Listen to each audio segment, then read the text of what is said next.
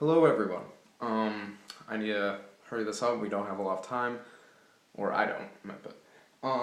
So this is, when say my first video. I've uploaded videos in the past and I had them taken down because I wasn't comfortable with them. You know, wrong word.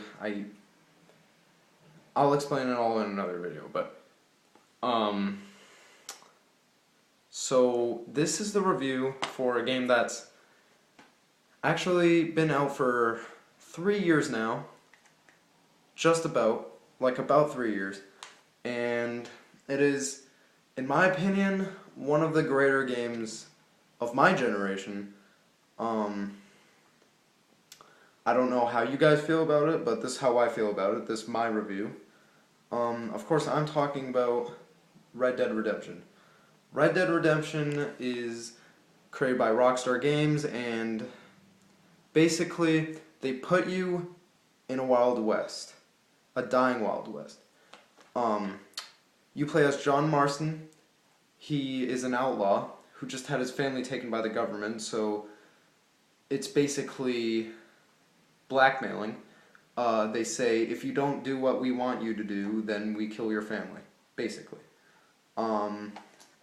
Because John Marston has to hunt down his former gang members, and if he doesn't, like I said, his family dies. You have to hunt down, I'm just not forgetting the name. One of them is Bill Williamson. Then, through a turn of events, you find one of your other gang members, known as Javier something, I can't remember, and Dutch, just Dutch.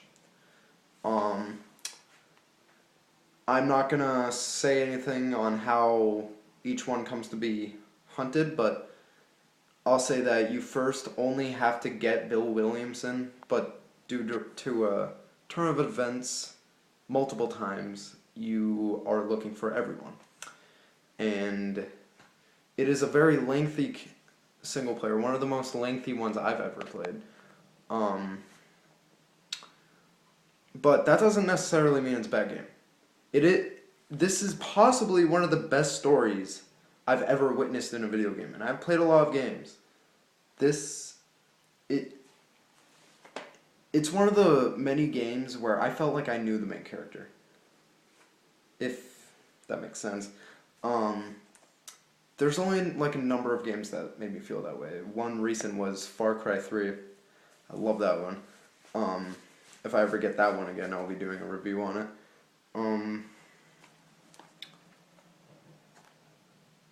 Yeah. The single player has one of the greatest endings, may I add. I'm not going to tell anyone because, well, most people know what it is, but some people who just pick up the game don't know what it is, so. And then there's some bugs time to time, but none like game ruining. Well, I shouldn't say that. No, none game ruining. Maybe like turn off your Xbox, turn it back on, then working perfectly ruining, but that's about it. So next is the multiplayer. Multiplayer, it's, I wouldn't say amazing. I mean, it's not revolutionary, but for, I don't know, a console game like the Xbox, knowing the Xbox is like exclusives and stuff like that. It's really good. I really like it. It's basically multiplayer free roam like in any other Rockstar game, like Grand Theft Auto 4.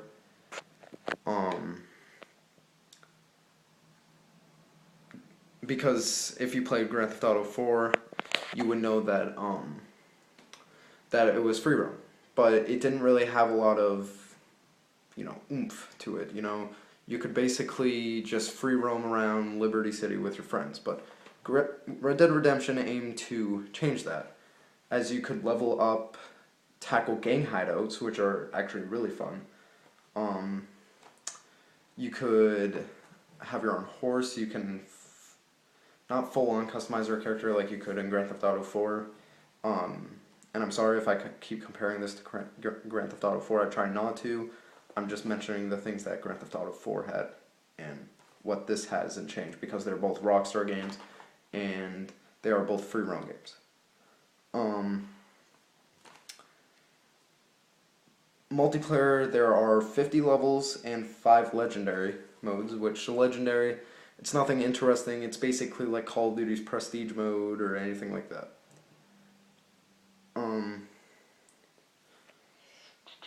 What else? But yeah, I think that's it.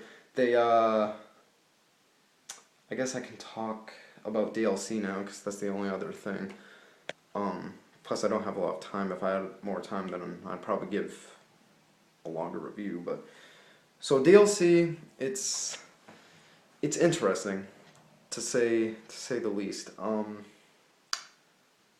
The first DLC that came out, I believe, like this including release day DLC, which was like a couple of single player add-ons and stuff like that. That if you didn't pre-order the game, you could get them for money or Microsoft points or PSN points, whatever. Like Golden Guns and the War Horse, stuff like that.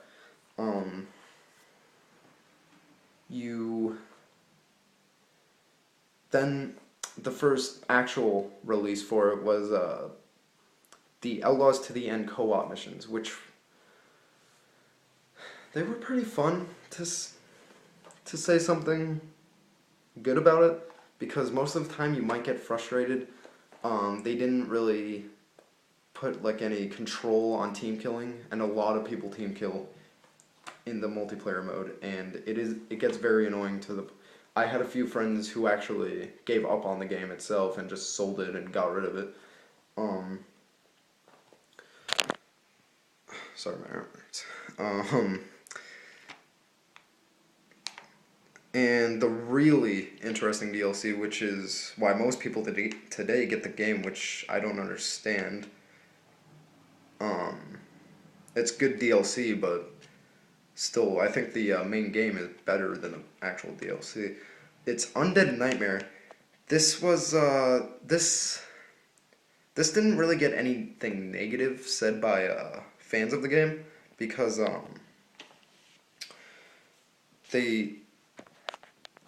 let me tell you what it's about. It's basically Red Dead Redemption, but you're in a zombie apocalypse.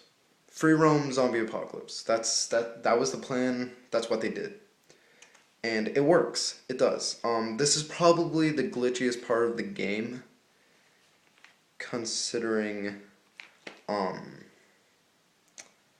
that I feel like it was rushed, to be honest. Doesn't really have that good of a story.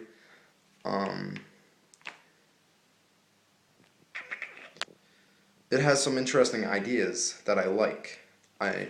Free roam zombie game like DayZ or something like that on the Xbox, I love it. But sadly, the Undead Nightmare, this is not the sad part, but the Undead Nightmare does put some stuff on multiplayer as well. That was the single player I was talking about, the zombie apocalypse.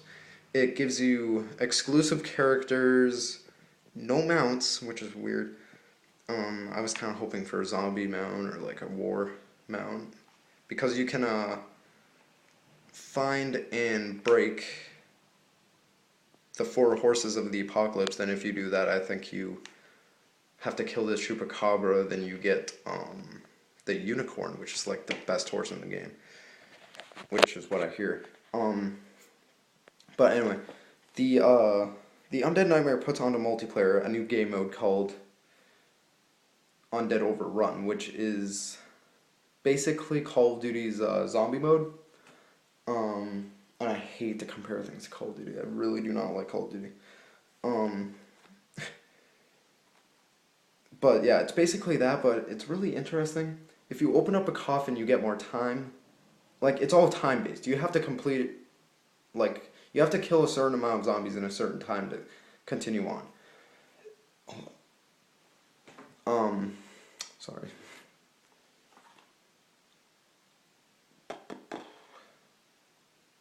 Forgot where I was. Yeah, you have to complete the zombie game in a certain amount of, you have to get a certain number of kills in a certain amount of time before the time runs out, obviously. And if the time runs out, you go into sudden death mode, which once one of your friends gets down, they cannot be revived. They just die instantly, and the round never ends.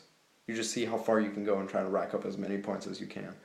But if you kill the correct, like, the right amount of zombies before the round ends, then you're safe. You go on to the next round. You just have to kill the rest of the zombies. It's really interesting. I have to finish up this review. I'm sorry, but yeah, this game, it gets a good 9 out of 10 for me because there's a lot of things they could have done better. Like, they could have put a better control on the team kill scenario.